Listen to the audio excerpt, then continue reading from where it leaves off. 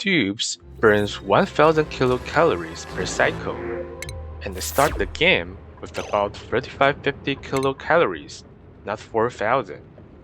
It's a weird number, but that is how it is. This means I definitely have to do something in about 3.5 cycles from now, or cycle 4.5. I have already banned every food in the consumables tab, so the dupes will not accidentally eat anything. Since they don't need to eat anymore, I have also removed all the downtime in the schedule. While the dupes are doing some initial digging, let's talk about how the dupes can possibly survive without eating at all. The secret is rocket. Both the base game and Spaced Out Rockets has a lot of special mechanics that could be used to our advantage. But remember, we only have about 3.5 cycles before the duplicates starve to death. That means we need to launch a rocket before that happens to have a chance at all. So, if I were to speedrun for a rocket, what would be the hardest part? Rockets need quite a few of research, and even the most basic rocket, the carbon dioxide engine, needs advanced research in the supercomputer, which is a skill-required operation. Here is what's interesting. You can never print a dupe that starts with pre-learned researching skills. It's possible to print a dupe that already learned mechatronics or super hard digging, but there's just no way they could already know research skills. So, if we wanted to use the supercomputer really early, what are our available options? Wait for the dupes to get enough experience for a skill point and learn the advanced research skill. This would be way too late for this challenge, because they are unlikely to get a skill point before cycle 4. Or wait for the first offer from Printed Pod. The new printed dupe will start with 1 free skill point. This is a bit faster than the previous way, but the new dupe could only be printed in about cycle 3.5. With 1 cycle left to go, it is still unlikely we could launch a rocket in time.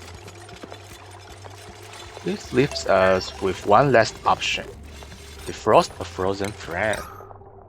They count with 3 free skill points, and it is possible to defrost them way earlier than cycle 3. If we manage to find a good seed, we might be able to get the 4th dupe with research skills in cycle 1. I have picked a good seed in a small planet, and now the Frozen Friend cryopack is already in sight. However, the Frozen Friend world trade always generates inside the world of Abyssalite. That's why I need to choose a starting dupe with super hard digging skills to break through the Abyssalite. I also want to quickly start using coal generator to provide power and carbon dioxide for the rocket fuel. Here, we have covered all the things we need in theory. Now it all depends on if we can actually execute the steps quickly enough. We have almost reached the end of cycle 1. Normally, it is about downtime for the dupes, but since they don't eat, there's really no need for downtime. I do have outhouses built already, and they will still use the outhouse when their bladder is full. And I have cots that they will use when out of stamina, even when there is no sleep time assigned. It might be tempting to not even build the outhouse and just have the dupes make a mess since we're under very serious time pressure. I think that could be the meta 2 years ago. But since the Frosty Planet update last year, there's a new mechanic called Chilly Surroundings, which will give the dupes a serious athletics penalty. And if the dupes make a mess in somewhere random, they are likely to step on their own pee water and keep getting the chilly surroundings debuff. That would likely make them actually waste more time than the time saved from not building an outhouse. And similarly, if we don't build cots for the dupes, they will sleep on the ground and get the exhausted status when they run out of stamina. Duplicants that are exhausted will replenish their stamina much slower than sleeping on a cot. It will likely end up wasting more time than building a cot.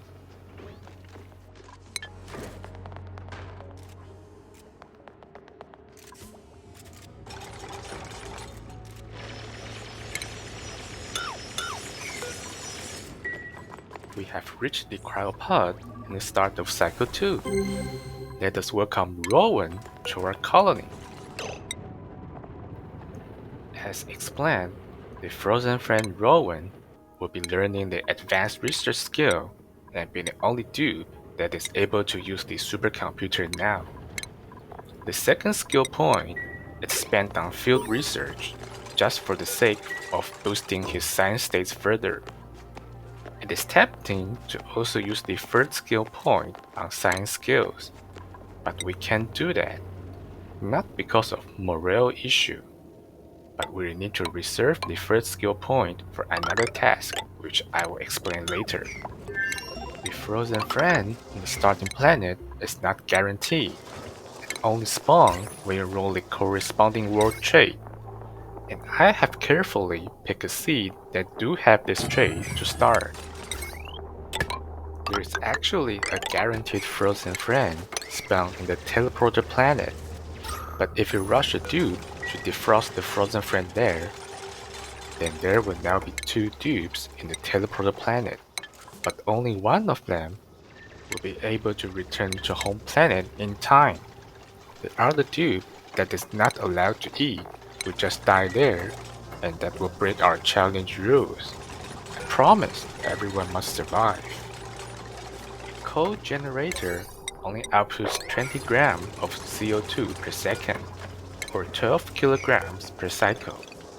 To launch a carbon dioxide engine, we need at least 16.6 kilograms of CO2, which requires a single coal generator running for more than one cycle. So we better start running it now. And of course, we don't need a smart battery. We need it to run as much as it can.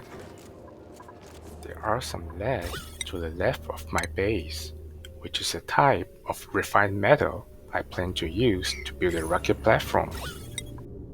Lead is commonly found in oil biomes, and in this map, the Desertlands, the oil biome spawn really close from home. That allows me to get free refined metals without using a rock crusher or a metal refinery. But to penetrate the barrier, I need hard digging skill to dig through the granite, and that's another skill point requirement. Also, to actually launch the rocket when it completes, we need a dupe with piloting skills, so one more skill point needed. That concludes all the skill points we need and how we manage to have the dupes to get these skills in this challenge. Super hard digging is pre-learned by one of the starting dupes and used to defrost the frozen friend. Advanced research is learned by the free skill point from the frozen friend. Hard digging is learned by the remaining free skill point from the frozen friend. And finally, the pilot. We only need the pilot at the very last moment. So the piloting skill will be learned by the first dupe that is printed from the pod in Cycle 3.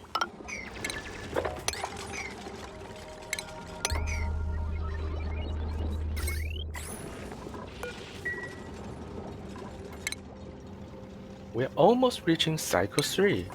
The starting tubes have only about 1700 kilocalories left. But I have just started building the supercomputer right now. I still need to research one tech to unlock rocket platform, and another 3 techs to unlock gas pumps and the CO2 rocket. To be honest, I'm quite nervous that I could not finish these researches in time. I am now digging on the surface to prepare the space for building the rocket platform and the CO2 rocket. At this stage, the progress is kind of pending on the researchers, so my diggers can actually afford to dig more tiles than the bare minimum requirement to fit the rocket. This is a very important move, which we will see later on.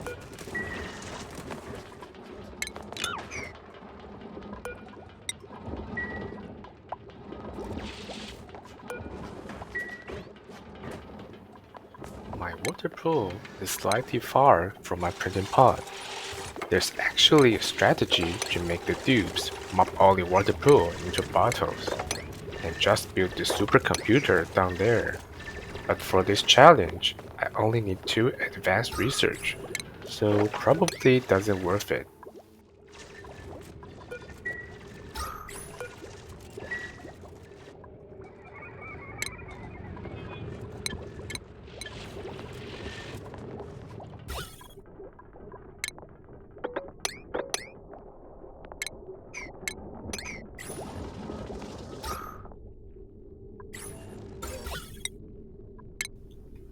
This abyssalite is one of the tile I must dig where I have spare time, especially because only one dupe has the ability to dig them. My dupes will very likely have to pass through this area to return to my base. Now I have gave away a lot of info. Some of you might have already guessed what is going to happen.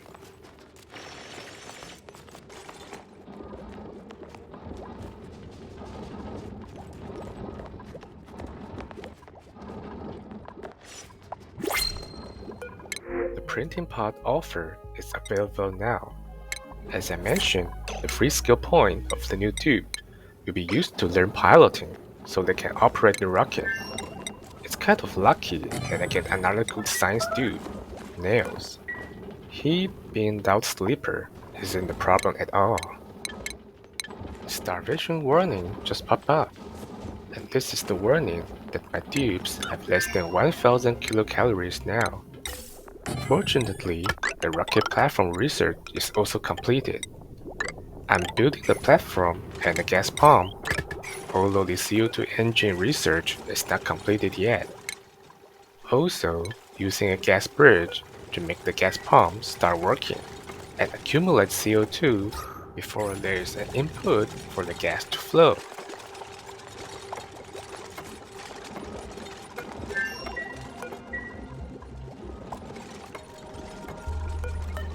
I forgot to build new cots for the new dupes, so some of them are sleeping on the ground exhausted, and I have to manually wake them up.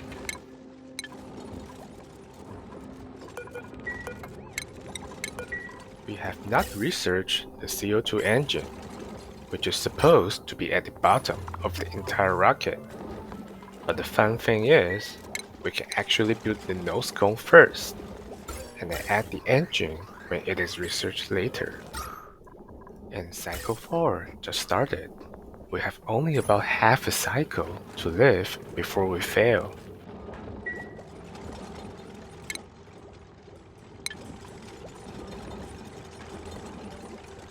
Less than 500 kilocalories left. My nose cone is finished. But how is my CO2 engine research going? Alright, it still needs 9 advanced research points.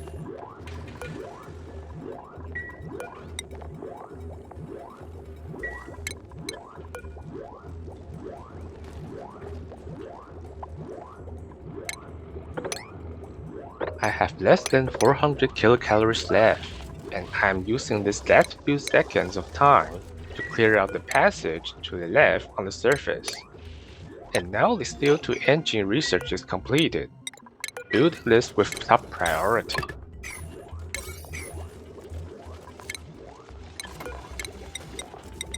The dupes are making a mess, but it doesn't matter anymore. Just build that rocket, wait for the CO2 fuel to pipe in, and launch the rocket.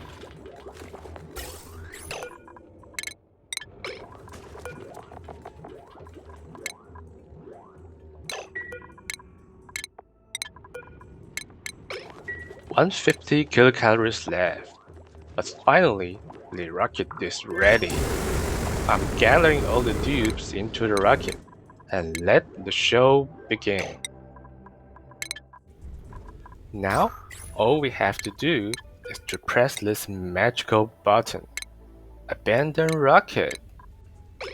The game says colony lost, but that is just a bug. It happens when all of your dupes trailblazed or crash landed in the same time. And the game will think you have 0 dupes that are alive.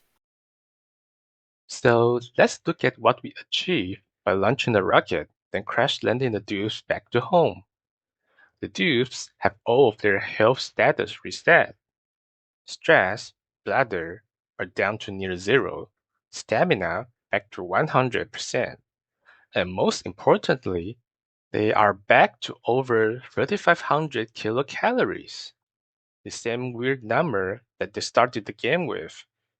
By doing this launching and crash landing maneuver, we have replenished the dupe's calories without eating.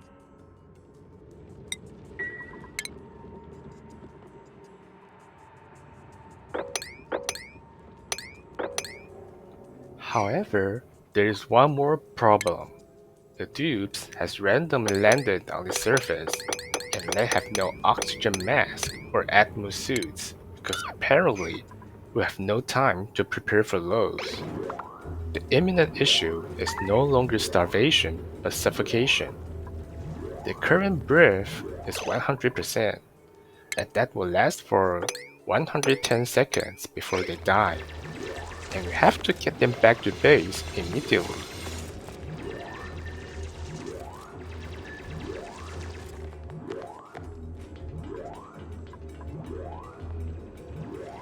We have to micro and find a good route for every dupes to safely return. That is the reason why I need to dig those abyssal on a red in advance.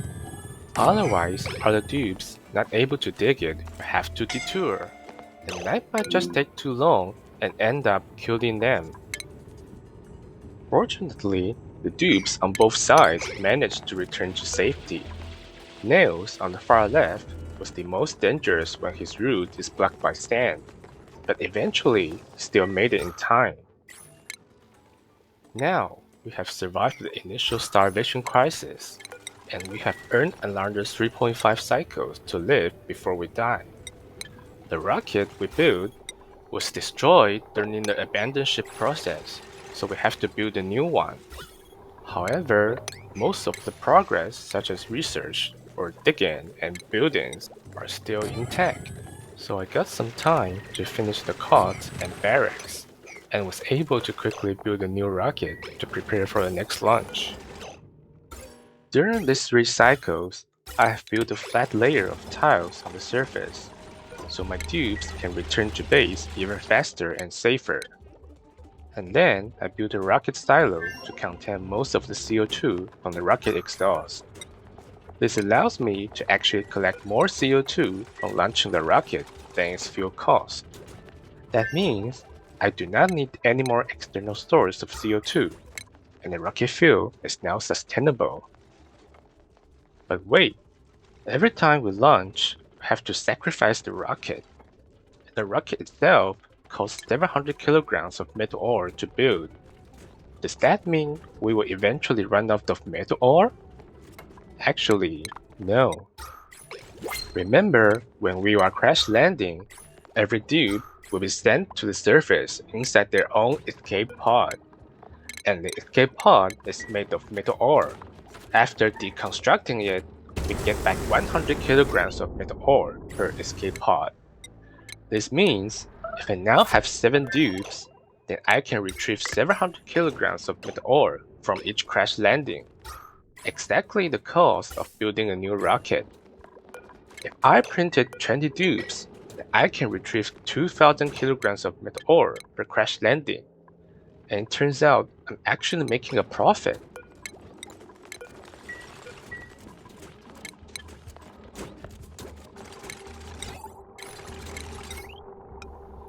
And interestingly, even though we are doing this ridiculous no-eating challenge, after we survive the first 4 cycles, Now we are in an even better position to print more dupes than a normal colony. Because normally, for each new dupe you print, you have to take care of its oxygen and food supply.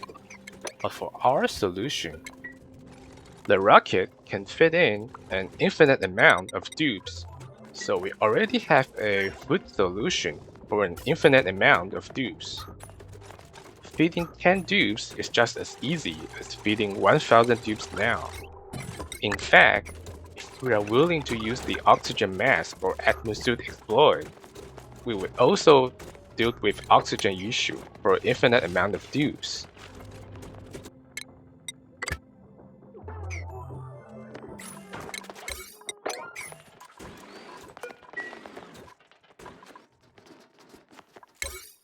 You might also wonder, are we wasting a lot of time having to recruit the dupes into a rocket and crash them then every 3 cycles?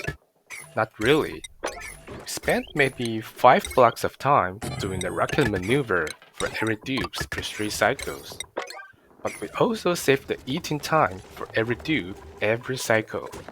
We also save so much effort from not doing any farming or cooking or making a proper food storage.